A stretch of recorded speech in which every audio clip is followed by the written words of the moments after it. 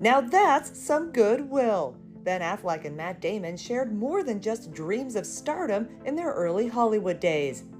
The longtime friends reflected on how they got by as young, aspiring actors in the late 1980s and early 90s, revealing on Wednesday's episode of the Bill Simmons Podcast that they even shared a bank account back then.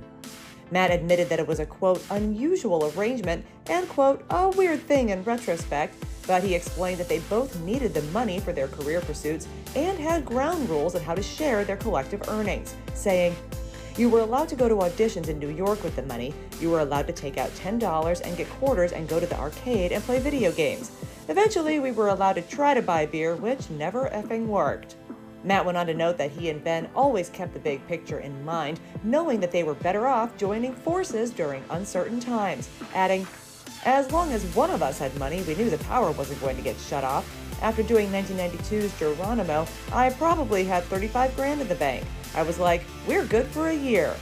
Ben chimed in and shared how the setup symbolized how strong his and Matt's friendship has always been, saying, "We were going to help each other and be there for each other. It was like, you're not going to be alone, I'm not going to be alone. Let's go out there and do this together." The pals clearly made things work. Matt and Ben went on to score the Best Original Screenplay Oscar for their 1997 breakout Good Will Hunting, and the film launched them both into superstardom, and they still love collaborating to this day. Ben directed their latest movie, Air, which they both produced and star in, and they're already setting sights on their next project with their new production company, Artist Equity, and it sounds like they're keeping it in the family.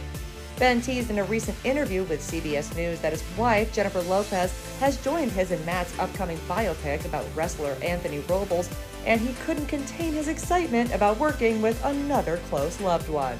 Yes, I believe Jennifer Lopez may be doing that. And what a joy to do something for her, see her be great, go to work with your wife, go to work with your best friend, because ultimately, like, your work becomes the lion's share of what defines your life in terms of the time you spend. That's who it is. And if you don't like who you're working with, and if you have difficulty or trouble at work, I think it's one of the things that can really cause depression, anxiety, and pain for people. And conversely, if you love the people at work, you probably have a pretty good life, you know?